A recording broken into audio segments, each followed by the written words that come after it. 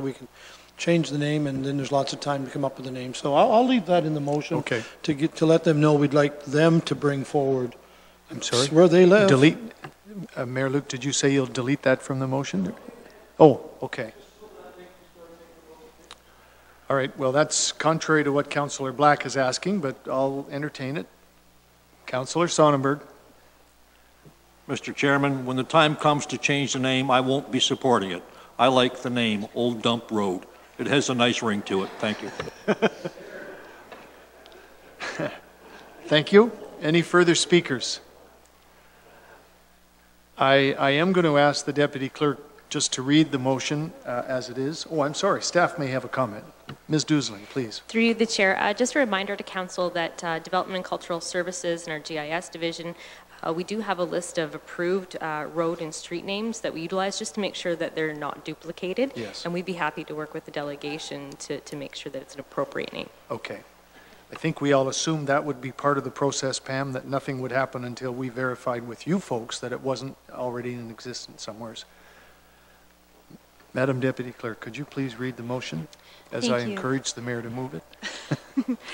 Thank you. Through the Chair, that the deputation of Catherine Boothby respecting Old Dump Road be referred to the appropriate staff to investigate the process to change the name of the road, and that the neighborhood be invited to submit new names for the roadway. Possible new names. Would you add that word, please?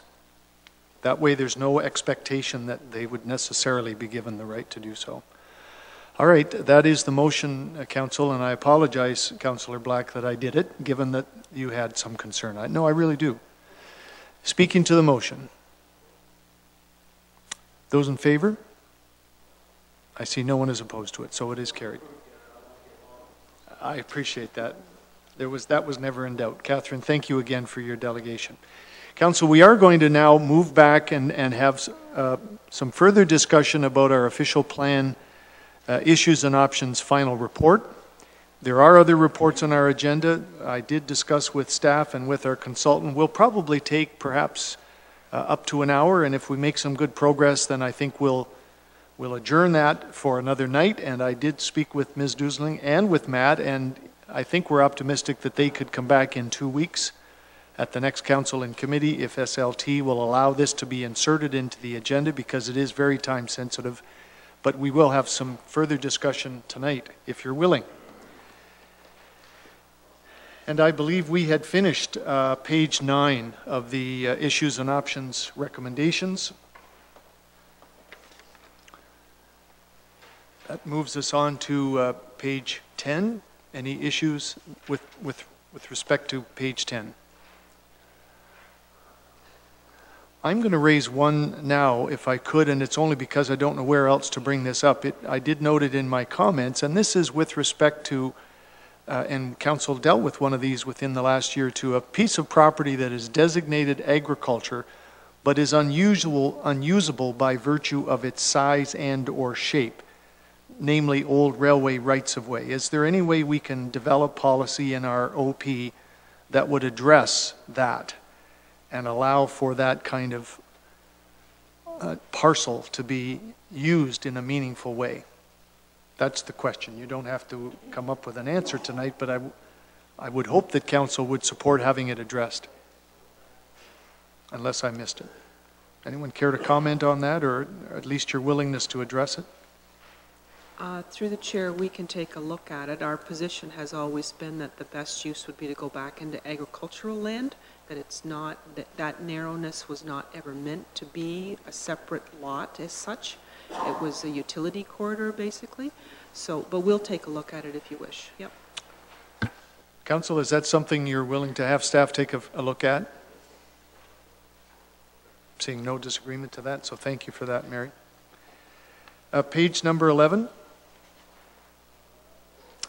Sorry, still on page 10. Councillor Height first, then Black. Yeah, thank you, Mr. Chair. The other one, mine's split anyway. I don't think yours is lot relocations. I know we've ran into this several times, and we have three options here to consider. Okay, so for me, I'm gonna, let's see here, specify, prohibit lot relocations. No, I'm gonna go for option 2. only. Depending on, I guess, if I could get an answer from staff, what clarify wording in policy 423 for technical reasons, because I don't know, the times that I've seen these lot relocations come in, it's a box inside a box, and if we move the box around, to me that's not creating a new lot, but that's the common sense theory. Okay, I guess the actual recommendation is option 2, but I will ask staff to clarify what's meant by that last little paragraph, clarify wording. There have been some legal challenges around the interpretation of what a technical reason is, and so we're just looking at doing a bit of housekeeping there to clarify the wording a bit. So what are the technical reasons? The technical reasons as now in there, if I recall them, have to do with utilities, easements, merging of title, maybe underneath that. I don't deal with it every day, so I kind of lose track of exactly what's in every policy in detail, but sometimes a septic bed may be out on the neighboring property and they want to do a boundary adjustment just to get it back in.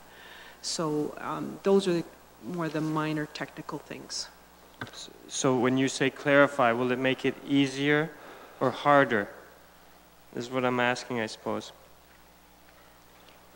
Through the chair, I would call it easier because everybody will understand what it says. Okay, I can live with that. Thank you.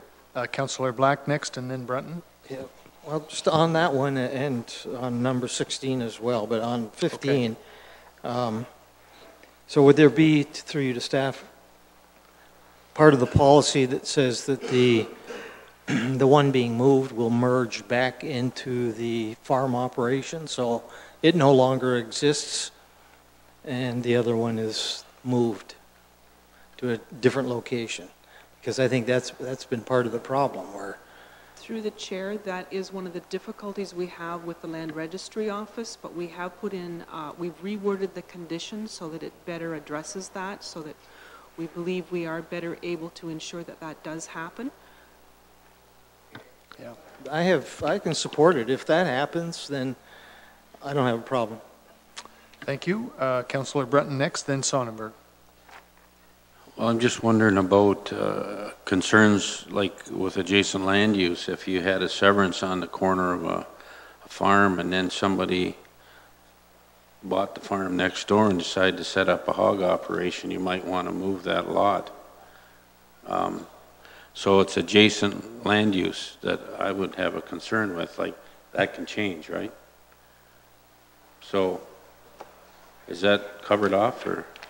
Yes, through you, the chair, all of those items would be considered. Some other comments that have been around the table, so that would all be criteria that we would look at through the policies of lot creations. Okay, thank you. Okay, and Mayor Luke?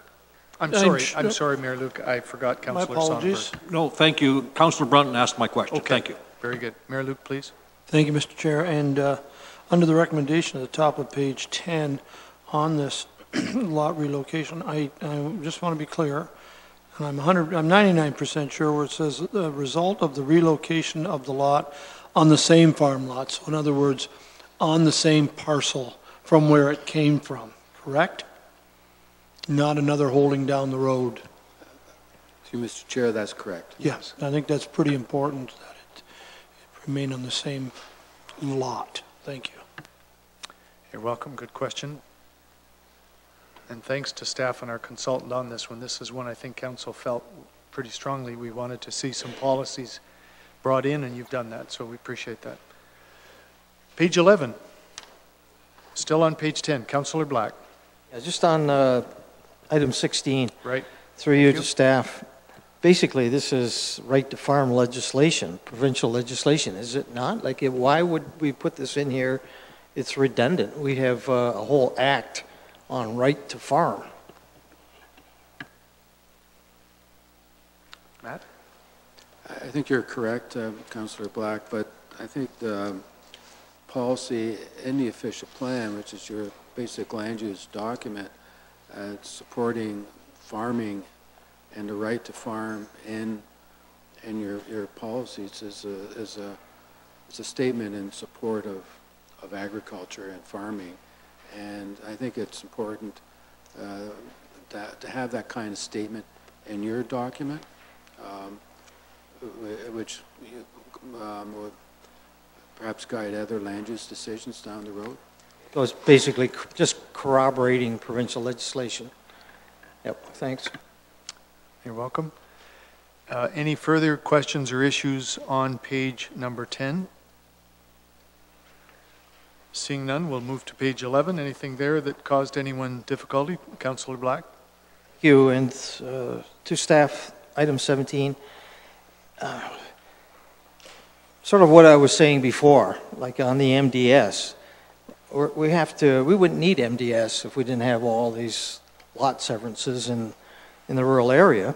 But now, like we have them, so you know those conflicts are minimized. And now this one says to exempt. So I don't get this one. Like we put in minimum distance separations, and now we're exempting them. So could you explain it to me? Staff, please. The new MDS guidelines, I think, are coming into effect on March 1st, allows municipalities to provide this kind of exemption in the agricultural area. The Agriculture Advisory Board, when we presented this option to them, have recommended this option. There are many lots of record in the rural areas of the county, and this provides an option for them to do something with that property. I think that was the rationale from the Agricultural Advisory Board, and it's put forward here. Okay. Well, I can't support it, so I'd like to remove it, put a motion to remove that. Okay. Do not exempt. All right. Or just remove 17. Well, okay, your motion would be to, if I read it correctly, Councillor Black, and again, I'm not meaning to put words in your mouth, rather than the recommendation, you'd almost be preferring option 1 under the options column then. In other words, include policy that lots of records within the ag areas are not exempt from the application of MDS. Is that what you're saying by default? Yes. Okay. All right, that is a motion then. Councillor Black has moved that we would not accept the recommendation in the report, but in fact would select option number 1. Speaking to the motion, Councillor Brunton. Thank you, Mr. Chairman. Well, it doesn't make sense to me, Councillor Black's motion. If it's a lot of record, you have to allow them some leeway. And I mean, I think they've said in here that they would be built as far away as possible. Okay. And it is a lot of record, and again, we're into that situation where it might be just what we discussed a few minutes ago. If it's one parcel of land, perhaps they could move that lot, but if they can't, then we've got to, I guess, what's the word, try to help them out to relocate as far away as possible from whatever problem it may be. That's my opinion. So I can't support to remove it. Thank you. Further speakers to the motion? Mayor Luke, then Councillor Height. Well, I've been thinking along the lines of Councillor Brunton. It would seem to me that when the lot is created, at that time, are we able to change the rules? In other words, what Councillor Brunton is saying, new rules come in, new restrictions. You could completely eliminate the ability to build on that lot. And I don't know if that's fair. Because it is a lot of record. So I'd almost think there'd be a legal challenge. Okay. Councillor Height, please. Thank you, Mr. Chair. I won't be supporting this. I know we had a deputation last year with the guy doing all the goat barns and things like that, and this has been quite an ordeal for him, because if there's a lot there and he has to meet the MDS, well, then the farm doesn't work and you end up pushing the buildings back so far from the road. It doesn't make much sense. And you know, the MDS is mandated down from the province. I think they got it all wrapped up, and I like this number 2 as it is. Okay, any further speakers to the motion? If not, Councillor Black has moved that we not accept the recommendation in the report, but we approve option 1. I will call the question. Those in favor of this motion? I see 1. Those opposed? I see 6. So that is defeated, which therefore I think council means the recommendation stands unless someone else has something further to bring forward. Anything else on page 11?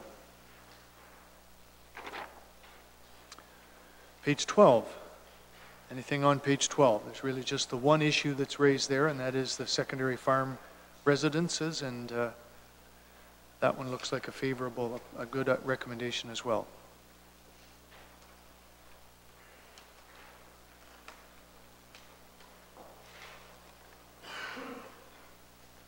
Not seeing anything further then on page 12, so we can move on to page 13. At least we've accomplished the agricultural recommendations, Mary, that I know was one of your hopes for this evening. Let's move on then to the industrial development issues and options. Councillor Brunton on page 13. Thank you, Mr. Chairman. I guess I'm trying to, just so I'm clear on this, there are industrial lands that are industrial, but they're farmed right now. And that's not a problem? Because I can think of areas where it's zoned industrial, but they do grow corn on it or whatever because there's no demand or whatever, no servicing. Through you, Mr. Chair, there's no problem with agriculture on existing industrial lands. If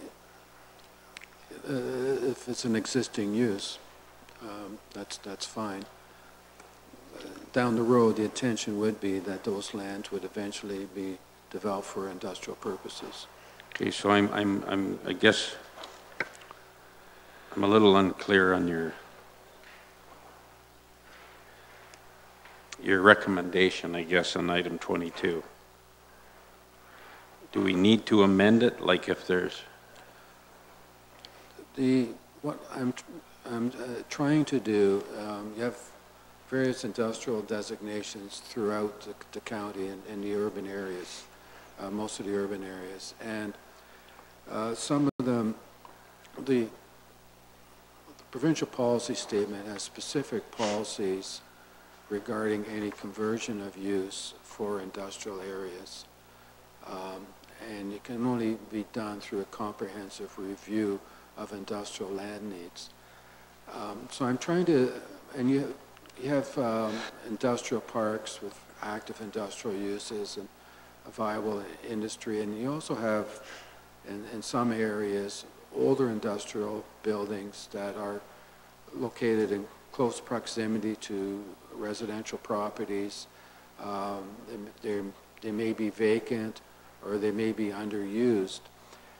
And what I'm trying to do is distinguish between those two types of industrial properties so that the ones that are underused in close proximity to residential areas have a better opportunity to convert to uses that are non-industrial and maybe more compatible with the residential neighborhoods, and not require those properties to go through that comprehensive review process, which is time-consuming and could be costly if it's done by the industry itself. Okay, thank you. Thank you. Anything else on page 13? Seeing none, we'll move to page 14. Two issues dealt with there. Anyone that has an issue with either of those issues? Page 15.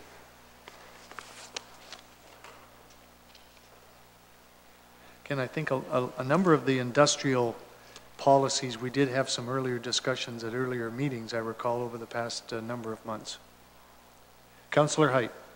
Thank you, Mr. Chair. I was just wondering, in this policy here, it says that the county will encourage and facilitate, where feasible, the retention and expansion of existing employment uses.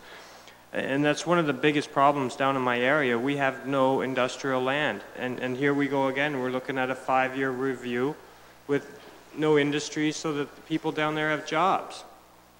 And to me, that's just poor planning, and I'm wondering, at what point do we start to look at giving the people in the southwest of Norfolk County some jobs too, instead of having to drive into town every day? I'm constantly being asked that, and I don't see anything in any of these documents. I feel like we should get a rebate. And I'd like a staff report on us getting a rebate too, just so you know. But if planning could answer that, because like it's just poor planning not to have jobs all through Norfolk County.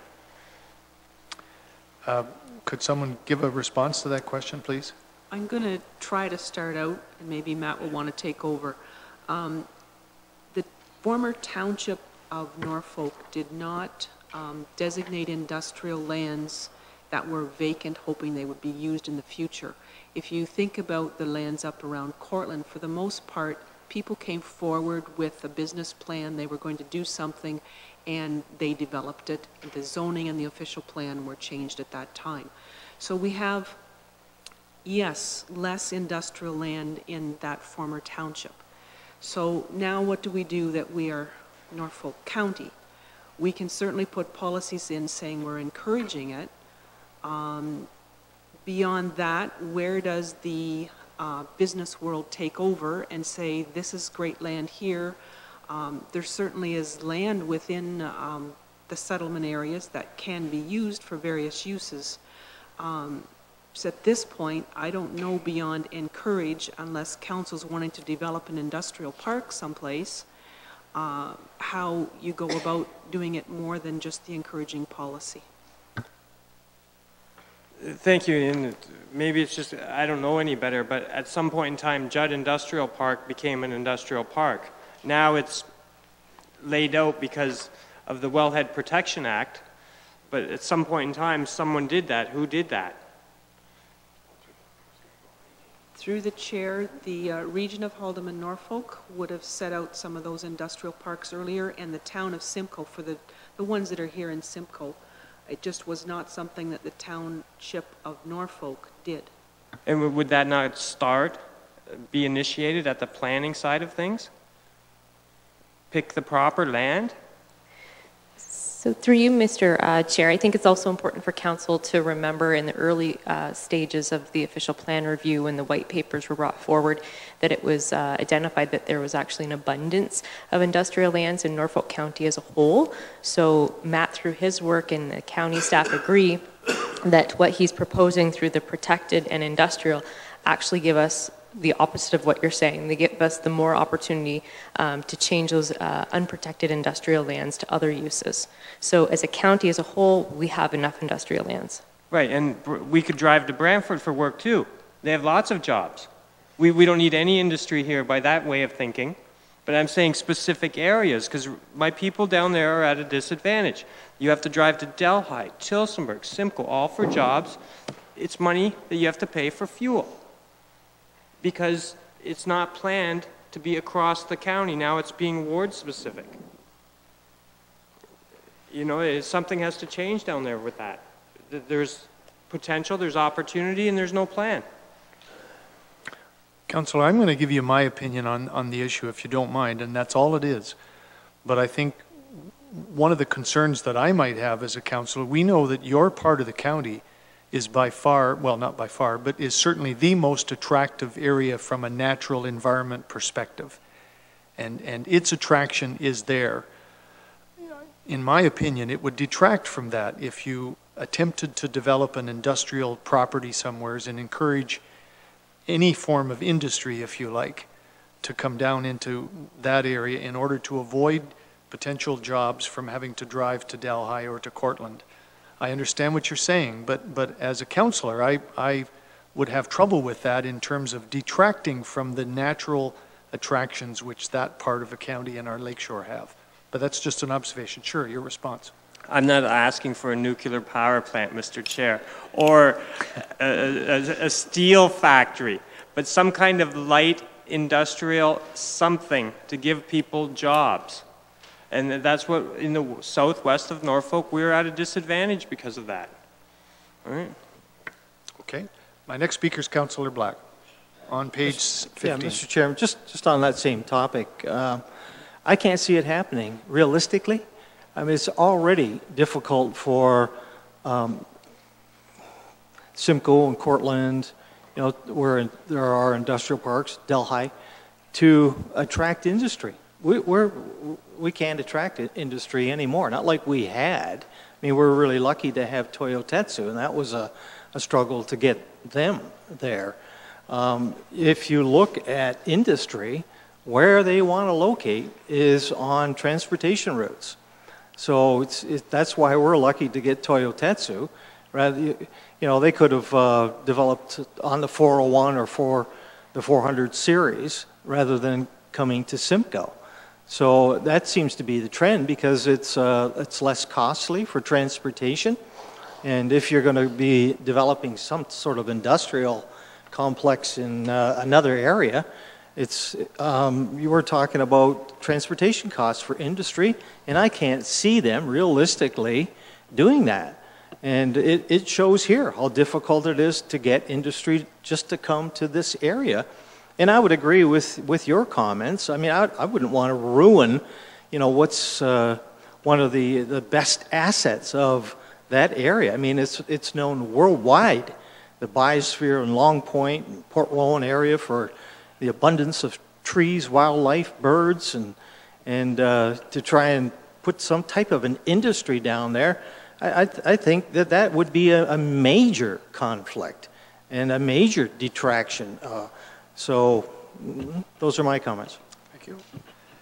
Any further comments then on page number 15? All right, I'm going to move on to page 16. Anything there that raised a red flag for anyone? Page 17. Councillor Black. To staff, Mr. Chairman. Page 17, which item is it? Oh, it's 28. Wondered on the recommendations, number 9, ancillary offices and limited retail sales of products. Could you define what that means, limited? Some businesses might have a small retail outlet for products that are produced on site. So it's sort of like a factory outlet. That's what's anticipated or thought of. And I understand that. You know, Coconuts up here, they have some retail space there. But I'm asking you, what does limited mean? Does it mean like if there's 100,000 square feet of in the industrial complex, is there limited space, 5% of that total 100% or 10% of it? What does limited mean? Define specifically. that's normally defined in the zoning bylaw, the amount of floor space that can be used as an auxiliary use. It is defined in the zoning bylaw. Yes. Thanks. Good question, though, Councillor. Anything further on page 17? Page 18, Councillor Brunton. Thank you, Mr. Chairman. My number 31 there, and it goes on to page 19 also, but I'm a little confused. Well, I'm looking at the maps. 495 Queensway West to commercial. What is that zone now? Is it not? It's all industrial. So yeah. You're saying that little sliver is going to become commercial? And that would be on page 78. I'm looking at it marked in red. What is that back there? Is that the containers? Is that the shipping containers, or I call it? No, it can't be. It's way at the back. Matt, could you enlighten us on this one? I can't remember the exact use on that, but the back of that property is in two designations. The back of it is in an industrial designation, but 90% or most of the property is commercial. Right. So I'm just trying to put it in one designation, which I think it's, Mary just told me there's a trailer park there. Is that the trailer park, or there's a container storage unit back there now? But Okay, well, it's not, you're saying change it to commercial, eh? Okay, that's, well, it is commercial, the usage is commercial, that's why they're changing it. Yeah, as a tiny little piece of Yeah. industrial on the back end of a commercial, it would be unusable as industrial unless Yeah. it was severed off to the adjacent property, so Okay. they're and- just cleaning up the designation. Yeah, okay, and the other one, if I may, is, the next one under that is the, change the industrial park back to agriculture, and that's on page 80. And I looked at that, and I just want to make sure I'm on the, get my page right here. Are you talking only the piece, and I'm on page 80 of our document right now, but are you talking only the yellow and brown hatched area? Not the area north of the, I call it Lions Park, that surrounds all Lions Park? Only the yellow hatched area. Okay, and that's fine. All right, no, I guess, and that land's it's been farmed for some time, but. There's a ginseng farm on it at the moment, Yeah. last time I looked. So you want to change it from industrial back to agriculture? Yes. So if the time comes that we want, we get another car plant or something to move in here by chance, will it be difficult to change that back to industrial? Or is that just something they would go through the process and try to redesignate? They would have to go through the process and try to redesignate. Part of the problem I had with that property is access. There's really, the back of that area, there's really no access from the Queensway or from, it's quite a distance from Gilbertson as well. So that's one of the considerations that I had in making that recommendation. Well, I guess I'm not going to argue, but long-term plan had been for years to open up that railway across there as a road and develop those lands, but it doesn't look like there's been any action on that. But you know that, and I go back to that argument that the whole northeast quadrant of Simcoe, north of Highway 3, there was a secondary plan on that. There's nothing, and those lands, as they continue out there, are becoming more and more landlocked. And that was the idea of Ireland Road and Donnelly Drive, and even at one time Northgate, of all proceeding north to open up those lands for development. But obviously, nobody seems to have the concern about that, so I'll leave it at that. Thank you. Thank you, Councillor. I just have a question that comes out of Councillor Brunton's, Matt. In a situation like that where our amendment is proposing to redesignate from industrial to agriculture, is that privately owned property or is that county property? It is privately owned property. And are we obligated to inform a property owner of a proposed change in the OP designation in that situation? Because it's a substantial change. Well, Mr. Chairman? Just let them answer that question first, Councillor, if you don't mind. We certainly, through the chair, could do that, but what normally happens is the public notices that have gone out, the fact that we're doing the official plan review is considered a broad enough notice that people should be paying attention to what's going on with their properties. It would be my request, if no one else's, that at least in that one, we make a specific point of informing the property owner before this is carved in stone. Thank you. Further, Councillor Brunton? Well, it shows the railway, the abandoned railway as the same property, but that's owned by Norfolk County. It should be. It always was. And that goes right from it would be from Gilbertson west, and east. And that railway was bought by the former town of Simcoe, and I'd assume it's Norfolk County now. Can staff comment on that? We will check into the ownership to be sure it's the lands north of the railway Yes. line that is at issue. So Yep. If our consultant is saying it's privately owned, he has had a full spreadsheet of things that he's been looking at. So we'll check into it. Okay, Councillor, that gives you enough assurance? Okay. Thank you. Thank you. Okay, then we're back on page 19. Any further issues for anyone on page 19? Page 20.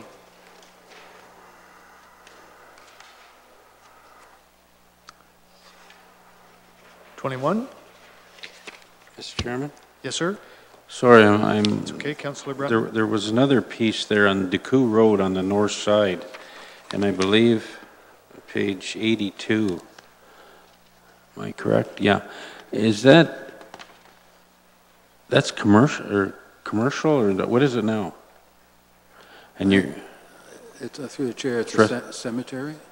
Oh, the cemetery. Okay, thank you. You're welcome. Page 21, did I already call for any issues on page 21? Okay, thank you. I don't want to do them twice. Page number 22. We've just about dealt then, Mary, with the industrial issues, I think.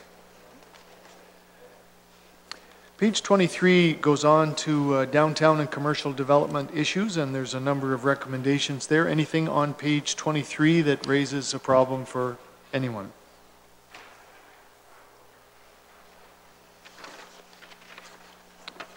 Page 24. Councillor Black. I guess it would be a question on the cash in lieu of parking. And the way it is right now, all CBDs, I believe, are exempt, except for residential. Is that the way it is at the moment?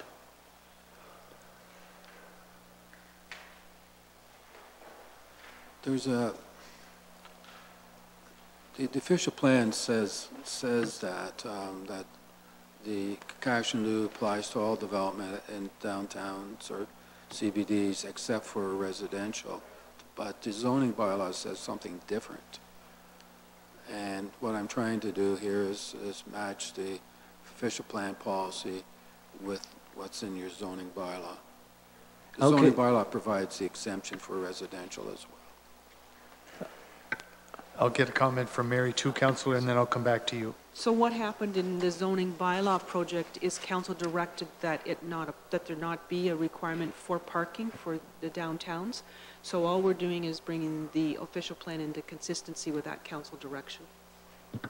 Okay, so what this is,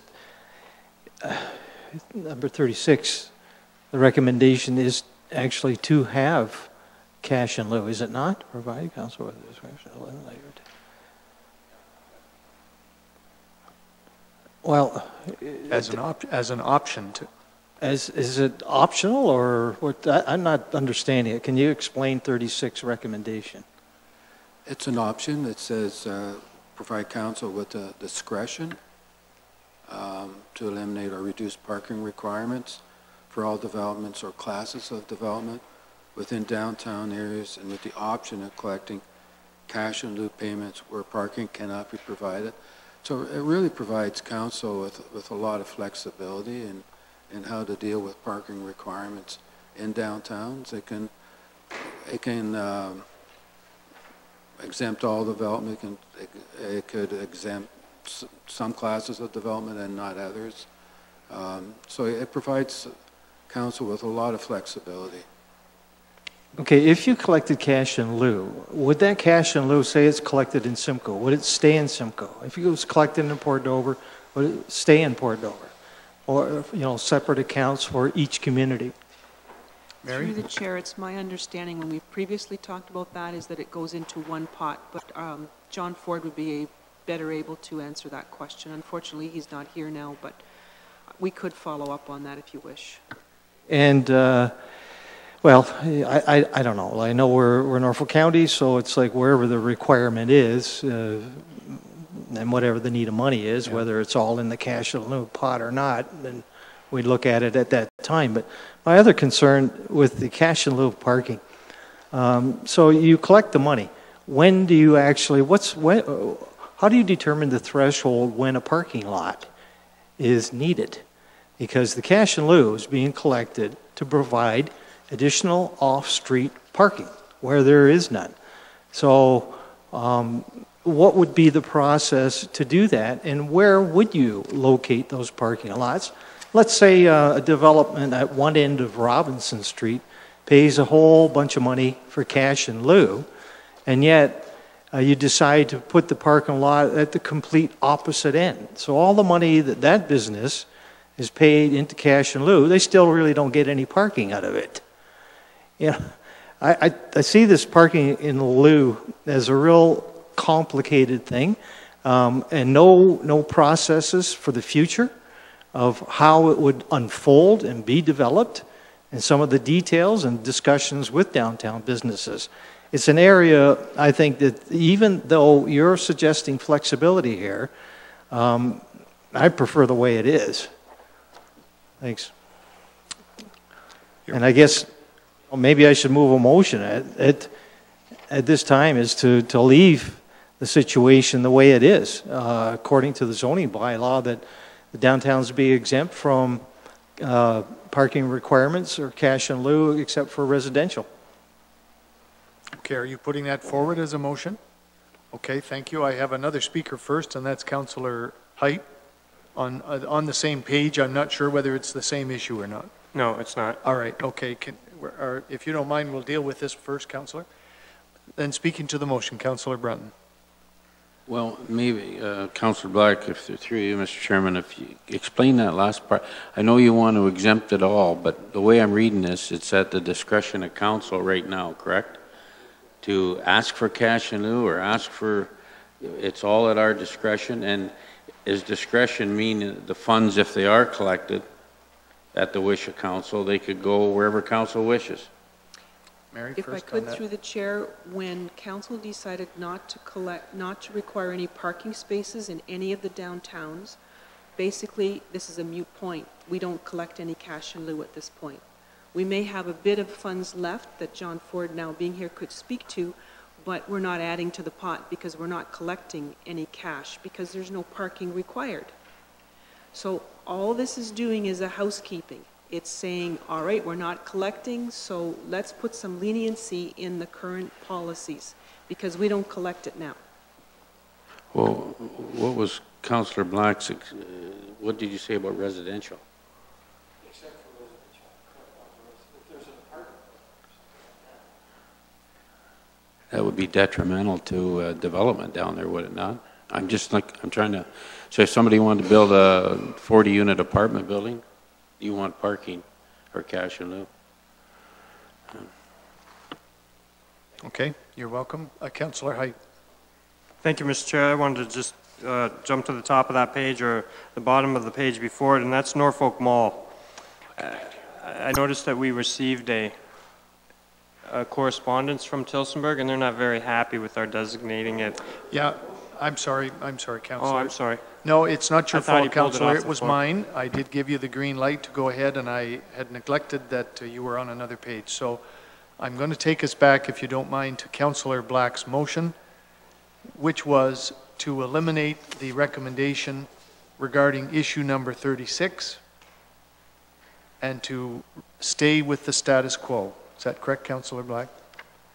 All right. Any further speakers to that motion? You heard staff's explanation. I'll call the question. Those in favor of that motion?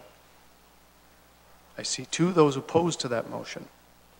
I see 5. So that motion is lost, and I presume the recommendation stays as is by default. Councillor Height, back to you, please.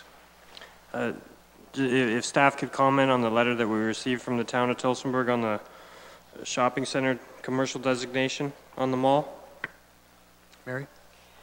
Our consultant put forward that the Norfolk Mall is in the hamlet of Norfolk West, and if there is any proposals for commercial use there, it's in the hamlet, which doesn't give any guiding policies to what we would do. That really, when you look at it, the Norfolk Mall is a shopping center. That's really what it is. So putting it over into that part of the plan isn't meant to give it any more leniency. So we met with the writer of that letter, the staff from Oxford and from the town of Tillsonburg, and they do have some concerns. And they've also expressed them to our former CAO, and we've had a chat back and forth around it. So you have their resolutions in the attachment to the report and their letter. I have sent back to them that depending upon council's direction tonight, that I'll let them know what it is. If council decides that they think this is a good idea, then we want to work with them to come up with policy that would ensure that their interests are protected. So that's where I have to leave it, is council needs to decide whether they want to go forward with what our consultant has proposed or not. Okay, personally, I like the idea. It is a shopping center, let's face it. But there's been a lot of development out there in the last few years. Timmy's is out there, Esso's out there. Does Tillsonburg itself have expansion plans that would put that into an urban center? And I'm not sure how it would work so close to the border, but clearly it is a commercial shopping center. Through the chair, it's my understanding they're more concerned about development detracting from their downtown, the potential to ask for more water. They currently do service that area with municipal water from the town of Tillsonburg. How we would ensure the private servicing for the septic and so on that amount of land. So it's more questions around the impacts on Tillsonburg that they're concerned about, if I've understood them correctly. You're welcome. Councillor Geisens. Well, what happens to, I think what Tillsonburg is really worrying about is Walmart. They're not happy where they are, as far as I keep hearing, and that's probably why Tillsonburg is getting very upset.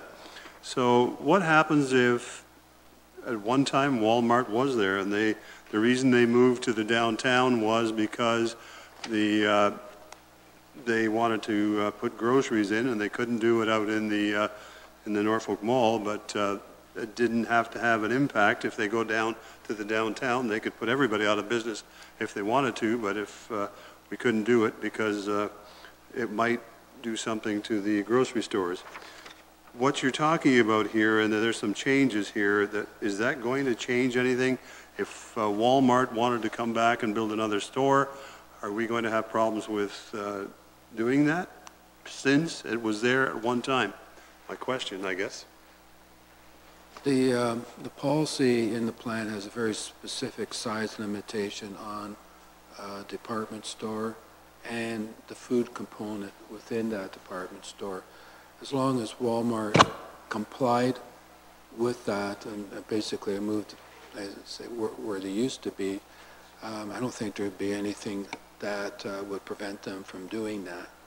Well, I guess I'm going to, I thought at one time that part about what the expansion was at the Norfolk Mall, actually after so many years it would no longer have to work, it wouldn't deal that, we did the deal with Tillsonburg not to make those changes or going because we took the inside mall of the actual walkway for people, and we got rid of that because that was part of the mall. My understanding was, and I don't know when the date was, but that agreement with Tillsonburg is null and void. My understanding of that date is that it has passed.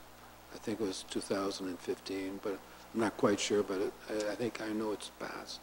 It is passed. So in other words, we don't know if Walmart wanted to come to the Norfolk Mall, they would be able to build the building that they want. Tillsonburg will fight it tooth and nail, no doubt. No, they are still subject to size restrictions. That's my understanding. For Tillsonburg, not for Norfolk. No, for the property within Norfolk, I think.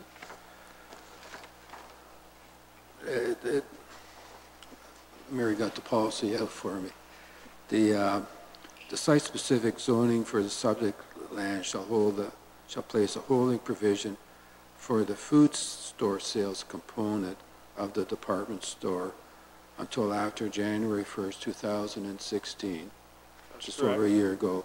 And the removal of the holding provision shall be subject to a satisfactory market assessment at that time at the expense of the proponent.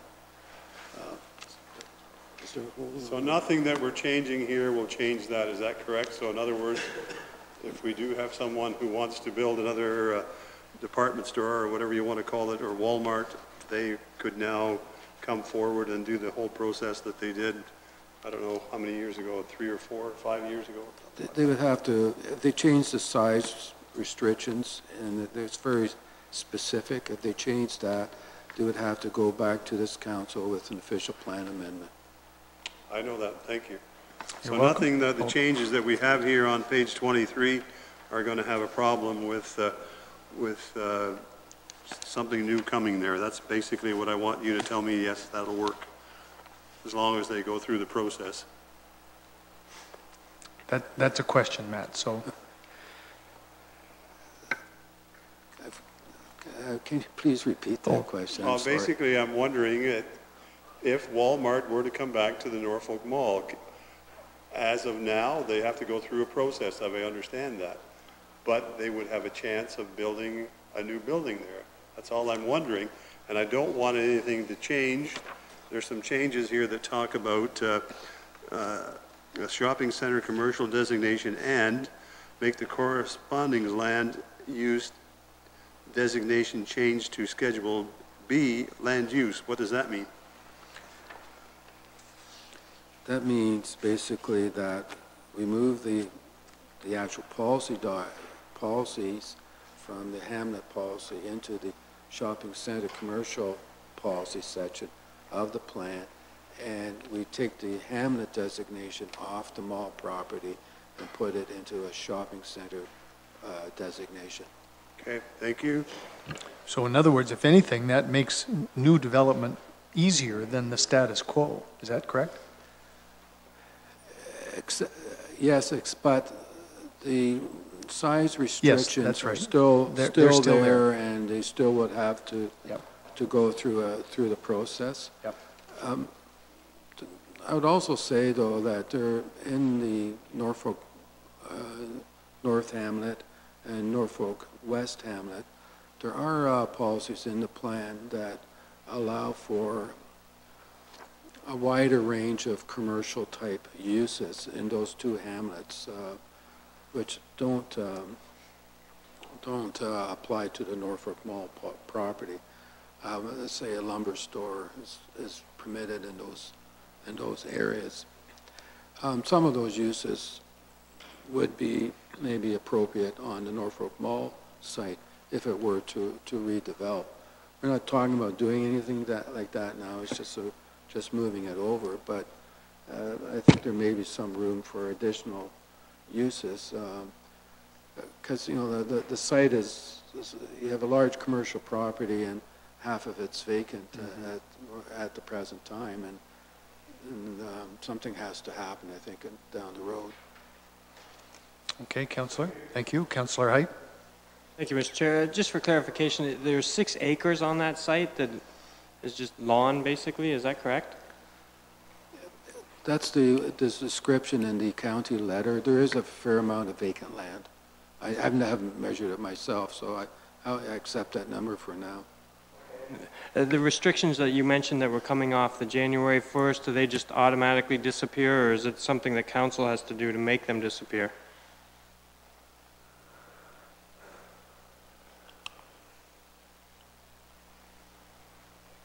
I have to check into that. There's a holding, or should be a holding provision on that. I have to check in the zoning bylaw to see whether that holding provision is still there or not. But that is something that council does, removes the holding provision. That's a good point, Councillor. In other words, you want to know if something has to come back to this council to be formalized before it eliminates it. Okay? Anything further on page 23? Council, I'm going to be asking us in a moment to consider terminating our discussion around further of the recommendations in this final report. As we said, our consultant is willing to come back in 2 weeks, and I think if we give our direction to staff that we want it dealt with again in 2 weeks, Pam will find a way to get it on the agenda. So how do you feel, Council? We need a break for a shorter a short period of time, and perhaps now that we've resolved that issue on page 23, if we're agreeable, can we just say that'll be it for this evening on this, and we'll come back in 2 weeks to Ms. Dusling and Mrs. Elder. Is that okay with you folks? Okay, thank you very much. And Matt, thank you for your attendance tonight. It's been a long afternoon for you as well, but we appreciate your expertise and your guidance on this. And we will break then until 25 after 7. That's a full half hour. Do you need that long, Council?